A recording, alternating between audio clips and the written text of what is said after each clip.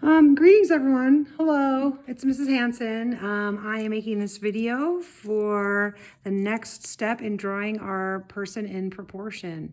This will be for October 7th, the class on October 7th. So by this time, you hopefully have a drawing that looks something like this. It's a basic shape drawing that you've done. Okay, remember what we did was we started with our picture. We laid a tissue paper over the top of it. Oops, let me get it right. We boxed in the figure by drawing a box tightly around it. And then we used geometric shapes to map out the different shapes of this drawing.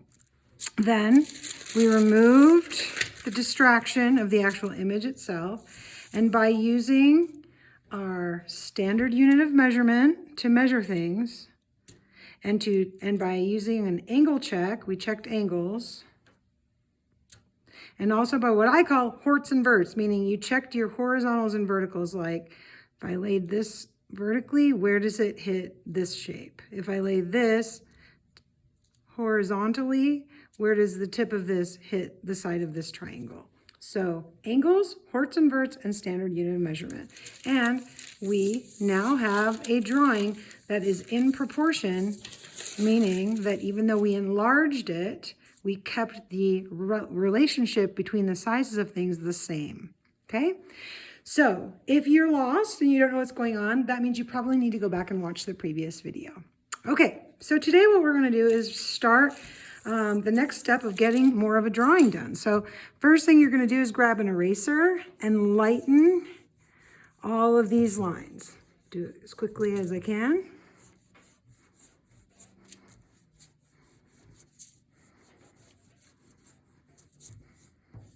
We do this so that we can continue to draw, refine, get more specific on top of the lines we have, but we want our new drawing to be what we notice the most. So you can see that I still have a shadow of what I've drawn. Hopefully you can see that. But I've made it a lot lighter. The next step is that I'm going to now look at my figure again. And I want to start seeing if I can put in more details.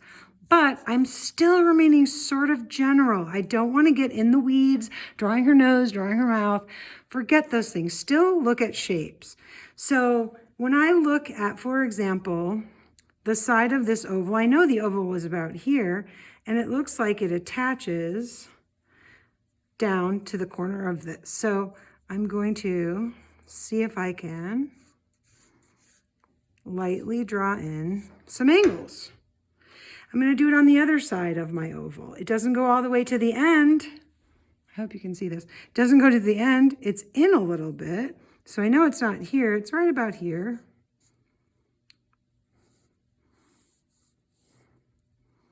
And what I noticed, because I really looked, this side is different than this side. This side's sort of a straight line. This humps up a little, and then there's sort of a circle here. So I tried to reflect that a little bit in my drawing.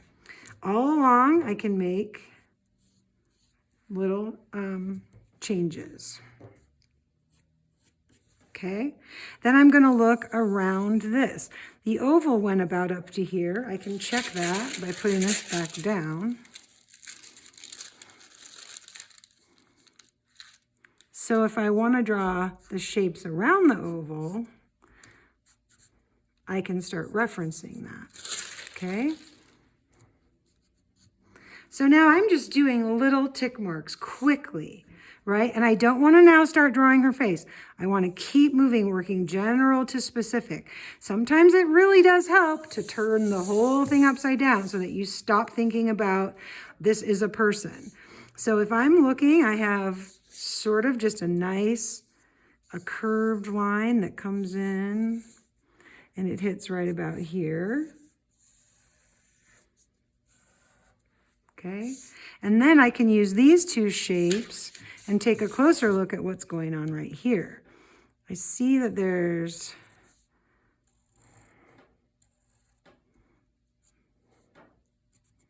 I'm just doing little tick marks. I'm not even sure if this is right, but I'm not going to stay and worry over anything too long. Okay? So that looks, you know, reasonable. And then I remember I had this big oval right here, but it looks like, and then there's this, that must be this part of her. So I'm going to draw up. So basically what I'm doing is just from the skeleton that I've drawn, I'm just trying to rough in the rest of the figure. Knowing that I can always come back in and I can change things. Let's see, I'm a little confused. I had this. This must be this shape.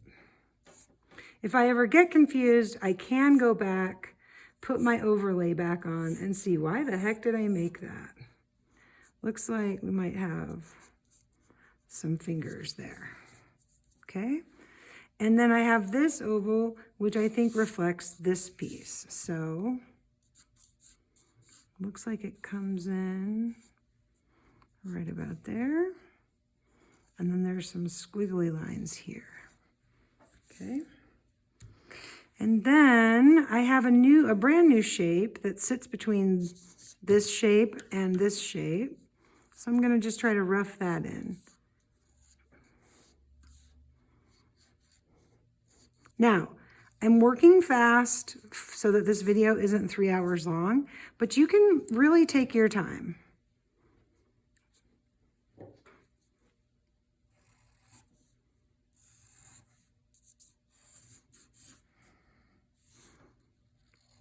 So I don't know if this is correct. I'm going to look at this negative space right here, and I'm going to draw that negative space because my brain won't try to label it.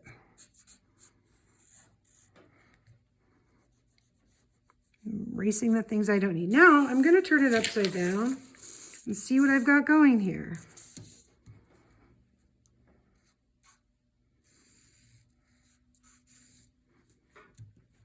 I can see that this isn't quite right, so I'm going to bring this further down around.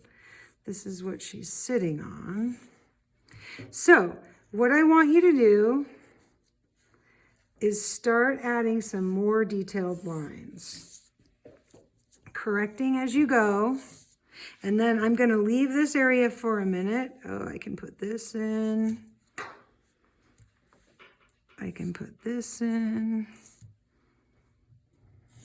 But I'm just adding quick tick marks. I don't want it to be too detailed at this point. And up in here, I try not to think of it as a face at all. I just try to put in angles. This line that goes here is a good one to pick up on.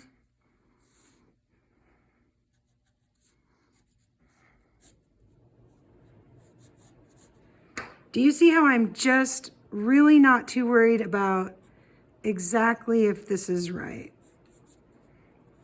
Now, some of you might not want to get into these details because you're going to do more of a silhouette. That is 100% fine. But right now, I'm going to do a horizontal line right here where this comes over to here. See that? Something's wrong because mine comes way down here. So I believe this one's right. And the more I come in through, I'm going to add more and more details to the shapes I actually see, not the shapes I'm thinking about.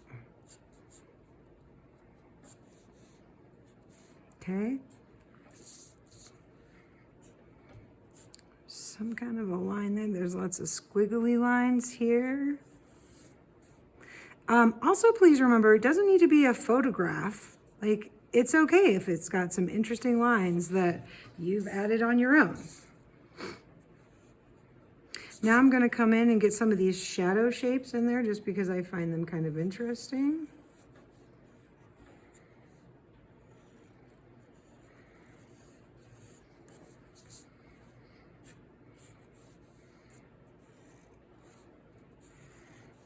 The main thing is I don't want you to be afraid. I want you to take risks and not be so worried about everything being perfect. For some of you, this is your first time drawing, But for some of you, you're sort of known to be people who draw. It could be even more scary, right? Because you feel like you have to be good. Well, I'm here to tell you, you don't have to be good. You just have to try this method and see what you can do.